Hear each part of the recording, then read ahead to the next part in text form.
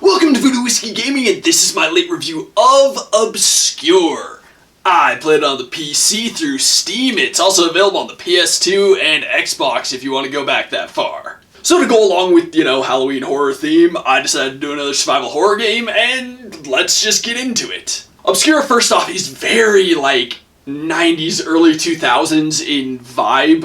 It's 100% that era, including the characters that all look like a bunch of 30-year-olds trying to portray high schoolers. But one of them, surprisingly enough, the jock, goes missing right away, and his sister, girlfriend, just some random kind of dude at the high school, as well as his friend, they decide they're gonna try and find him. So they stay at the school after it has closed, and they start, searching for him, and they begin to uncover a much deeper plot. They run into some, monster creatures, and there are some disappearances. They find out all sorts of weird conspiracy stuff going on, and it gets much deeper than you might anticipate at ground level. And I gotta say, I was actually more impressed with the story than I expected I would be, given, it's an older PS2 game, a more, not to really be punny, but obscure survival horror game from that era, but it was actually a pretty good story. So let's get into the audio, and first off, I'm gonna start with the music, which is really mixed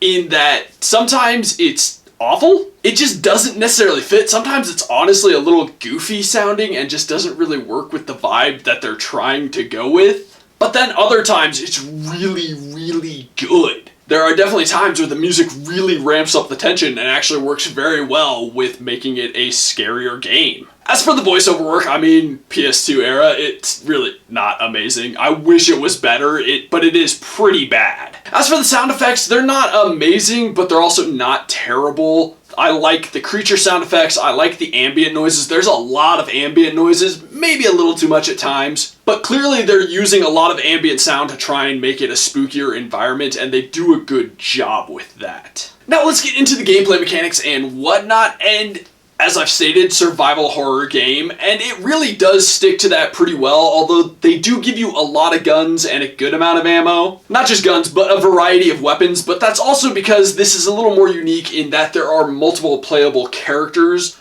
There are a total of 5. You gain a couple as you go through the story. So they kind of expect you to be able to arm all of them. That being said, I didn't find that particularly necessary. Now what also makes that unique is it's not just multiple characters. Each of them has their own abilities, although admittedly some of them are just completely useless and you kind of wonder why they have the abilities. The couple of characters that can pick locks, or the ones that can tell you if there are still items left in a room, that's mostly useful, but there's a character who supposedly is able to give you hints about what to do. Completely useless. The hints are worthless. They're generally, let's look around. Oh, we need to find where that lever goes. It's like, well, no shit, I already knew that. The other thing is, this game can be played co-op, which I don't have any friends who are playing this, 16-year-old game. So I was rolling solo, and I will say the AI is okay. They do pretty well. I've actually experienced worse AI in newer games, but at the same time, the AI is not amazing, and in the final boss fight, I rolled solo because the first time I tried it, my AR partner got murked immediately.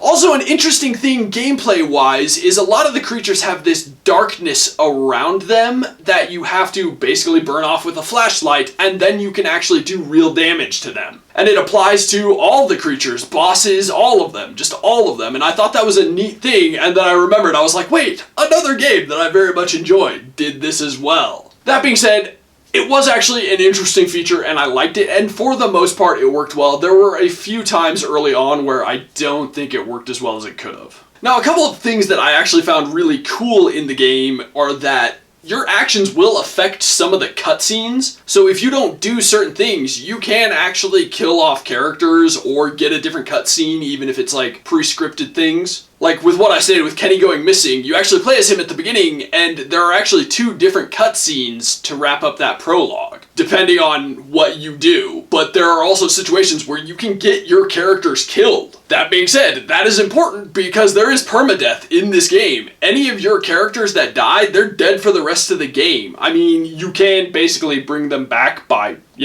loading previous saves, which I think they did an interesting thing with as well, because Josh is a video camera kind of nerd guy, and you save to DVDs to save the game. So I thought that was a neat little addition, but I like the way they did that, and I gotta admit, the permadeath did add a certain element to it, and it at times made the game a bit frustrating. But I liked the element because it, you know, it made you really try much harder to keep everyone alive. But a lot of the game follows your pretty normal survival horror elements where you're exploring a certain area, you have to backtrack to find certain items, solve fairly basic puzzles, etc. But it wasn't bad, it was actually enjoyable, and it was very, you know, old school survival horror. One design flaw, though, we're gonna jump on right at this moment, and it pisses me the fuck off in any and all games, is the second you go through any passageway, a doorway, or whatever, where you end up on the other side and you don't have control of your character yet, but you can be attacked. That's bullshit in any and all games. Fuck that. Obviously bring it up because it happened more than a few times to me while playing Obscure. Which, let's get into the controls. I like the controls in this game. It's fixed camera, not tank controls. Rather than tank controls, it is very much you push left on the left stick and you will move left on the screen, etc. And the movement works very well in this game. I actually really thought that worked well. I will say the fighting could have been a bit better. I just didn't feel like the lock-on and change targets function worked as well as it could have. But how it was mapped on the controls, I think, was fine. Overall, I felt like the controls were very responsive. I did play this on the PC, but I used a gamepad because, you know, old PS2 game, it just felt right. Overall, happy with the controls. Let's get into the visuals and graphics, and yes, it's a PS2 game from 2004. It's not the prettiest thing. It visually really doesn't hold up too well. I'm sure it looked great back then. Well, even then, actually. Probably not great, but I think the creature design was good, and I think it probably looked better back then. But in the cutscenes, you can really see that the movement is just weird and janky and doesn't look good at all. Whereas I do like, though, the design. I like the creepy old school design.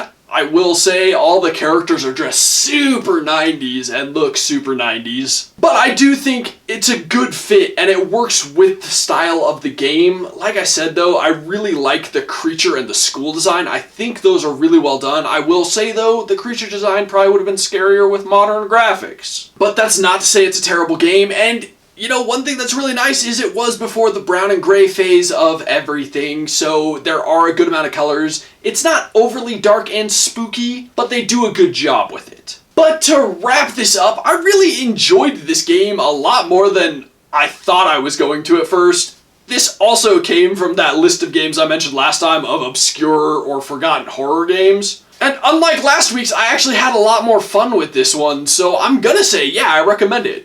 Jump on Steam, pick it up. It's not expensive. It was actually a lot of fun. Okay, so in the comments down below, why don't you tell me what's your favorite 90s horror movie? And as always, thanks for watching. If you enjoyed the video, please hit that like button. And if you like what I'm doing in general, share, subscribe.